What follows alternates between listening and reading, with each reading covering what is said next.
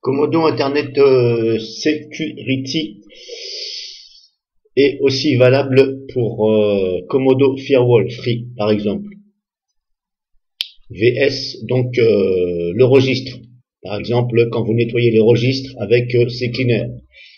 Donc, je précise que cette vidéo est pour vous informer qu'il faut faire attention quand vous nettoyez le registre au niveau des règles du pare-feu. Voilà. Donc là, par exemple, j'ai ouvert CCleaner, je me suis rendu dans l'onglet registre, et là, quand vous faites chercher les erreurs,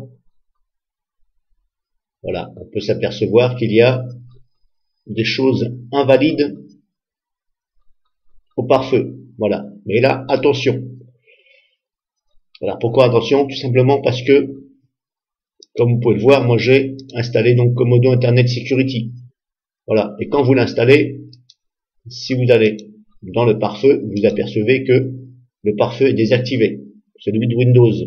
Ce qui est normal parce que c'est Comodo qui prend la main dessus. Donc, c'est Comodo qui s'accapare de toutes les règles. Alors, pourquoi je fais cette vidéo? Tout simplement pour vous avertir que si jamais vous désinstallez Comodo, si jamais donc vous désinstallez Comodo, ensuite vous nettoyez le registre, voilà. Si vous nettoyez le registre, vous désinstallez Comodo, le problème c'est que vous allez fausser toutes les règles qui ont déjà été appliquées par Windows lui-même, du fait que Comodo s'accapare. Donc c'est pour ça qu'ici ça vous marque des choses invalides. Mais en fin de compte, ce n'est pas vraiment invalide pour certaines ou invalide carrément, c'est parce que c'est Comodo qui prend la main. Donc lui, Comodo, il change les règles. Mais comme je vous dis, quand vous allez désinstaller Comodo ou le pare-feu, le problème c'est que vous allez vous retrouver avec des règles du pare-feu de Windows qui vont complètement être fausses. Donc là, à mon avis, ça risquerait de faire des entrées et des sorties sur votre PC. Donc du fait que vous supprimez la clé de registre, ça veut dire que vous enlevez la trace de la configuration. Donc si vous enlevez la trace, terminé. Même si vous avez déjà cette règle dans le pare-feu, le problème c'est qu'elle n'est plus en mémoire dans Windows. Donc le registre c'est la mémoire. Sans registre, Windows ne pourra pas marcher. Et aussi bien donc pour les fichiers et les logiciels. Ils ont beau être installés, mais s'ils ne sont pas, il n'y a pas de trace dans le registre, vous pouvez toujours essayer de vous la coller derrière l'oreille pour que ça fonctionne. Ça ne fonctionnera pas parce que ça va vous marquer erreur, registre invalide. Voilà, ou voilà, aucune trace. Donc en fin de compte, le registre c'est la mémoire. Donc si vous effacez donc ces règles-là, voilà, vous allez vous retrouver donc avec ça va être faussé.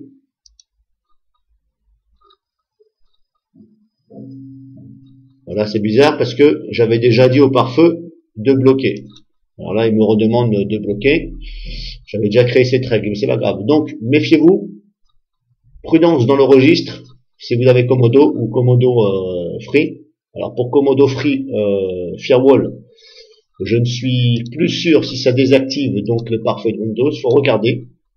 En tout cas, si vous voyez que le pare-feu de Windows est désactivé suite à l'installation, voilà. Méfiez-vous quand vous allez nettoyer le registre, soit avec CCleaner ou avec un autre. Ne modifiez pas, ne supprimez pas ici les règles. Voilà, vous voyez règles du pare-feu invalides. Voilà, le mieux c'est de ne pas toucher aux règles du pare-feu. Voilà, quand vous voyez règles du pare-feu, vous décochez la case, voilà.